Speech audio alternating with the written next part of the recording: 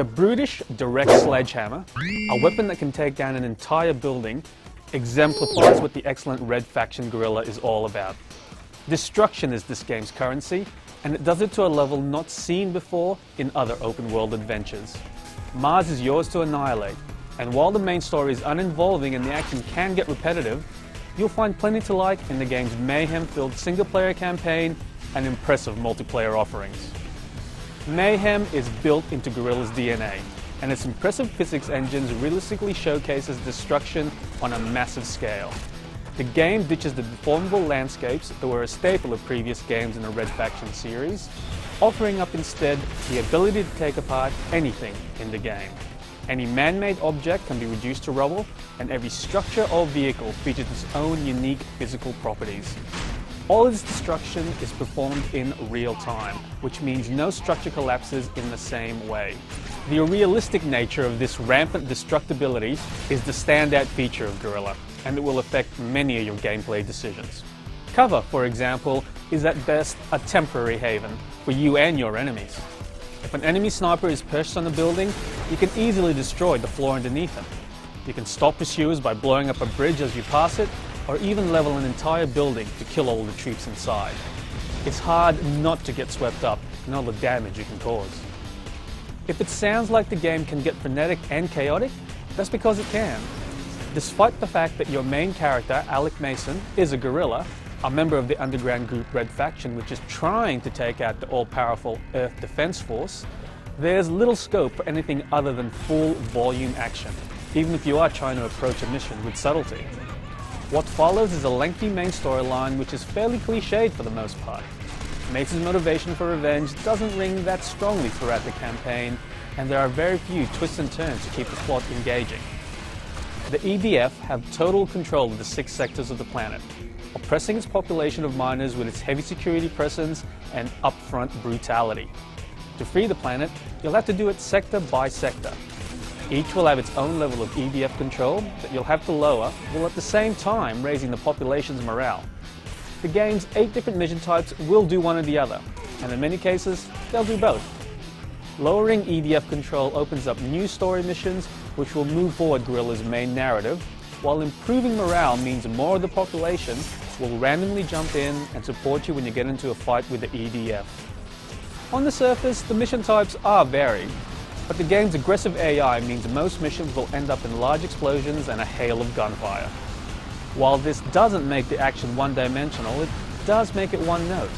Sure, you can blow stuff up in a variety of interesting and creative ways, but in the end it's still the same thing, blowing stuff up. It's to the game's credit then, and to the credit of its remarkable robust physics engine, that despite this repetitiveness, Guerrilla's destruction manages to be engaging and entertaining for the 15 or so hours it will take you to get through the single-player campaign.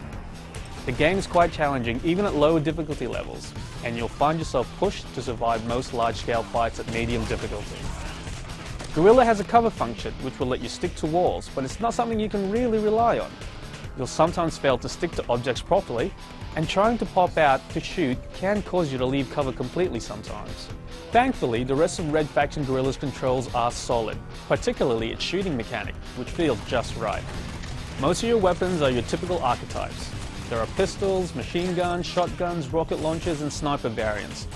But Guerrilla does feature some unique weapons, such as the interesting nano rifle, a weapon which sends out a bolt of microscopic nanites that corrode anything they hit, and this includes people as well as buildings. Driving too is similarly solid, with the only caveat being that most vehicles seem to be floaty and easy to flip. You'll also run across beefy, mech-like walkers, which are great to pilot against hordes of EDF soldiers. These are pretty rare occurrences, however, but they're so much fun that you'll be left wishing there were more instances where you could use them. Guerrilla's multiplayer offers plenty of unique experiences you won't find in a single-player game. The game can support up to 16 players online, and features the stock standard deathmatch, team deathmatch, and capture the flag variants. All of the single-player game's destructibility adds another level of strategy to matches, as you're only ever one sledgehammer blow away from instant death, no matter how thick your cover. Added to this are new items exclusive to multiplayer which can radically affect how you play. The main additions are 10 different backpacks available, which act as either offensive, defensive, or support aids during combat. Multiplayer will also give you the power to rebuild, an ability which features heavily in two of Guerrilla's 3 unique online modes. The Reconstructor gun can repair damaged or destroyed structures, and is used in the siege and damage control modes. The third unique online mode is Demolition. These new modes are fun, and damage control in particular is a hectic affair as your team continually scrambles to destroy and repair the various checkpoints. Guerrilla's online component, in fact, is a definite winner. Games ran almost completely lag-free during testing, with the most noticeable issue being an occasional lapse between hitting an object with a sledgehammer and seeing it crumble. The area of Mars you'll traverse in Red Faction Guerrilla might be big, but there's not an awful lot to see. There's plenty of red hills, open plains, and dust. And what few populated areas there are seem sparse in comparison to other games in this genre. It's hard to fault the game for this. After all, this is what a human colony on Mars would conceivably look like. But it doesn't change the fact that you'll be looking at dirt a lot of the time in Guerrilla. That said, the game does look quite impressive. The textures on Mars and its architecture look realistic, as do many of the lighting effects with the various explosions and pyrotechnics on show. There's occasionally some pop-up, but for the most part the game's problem with draw distance is obscured by small hills and other geographical landmarks that are conveniently placed between you and the game world's horizon. Sound also fares well. Explosions, gunfire, building collapses and more are done with aplomb. But perhaps the most satisfying is the solid thunk you'll hear every time you use your sledgehammer. And you'll end up hearing that thunk a lot in Red Faction Guerrilla, but you'll never get tired of it because its deep, crunchy sound is tied so intrinsically to the satisfying visual destruction you see. Guerrilla's gameplay is similar. Many of the missions may feel like they're at the same loud, all-out pace, but when devastation is this well presented, it's difficult not to get swept along by its primal energy.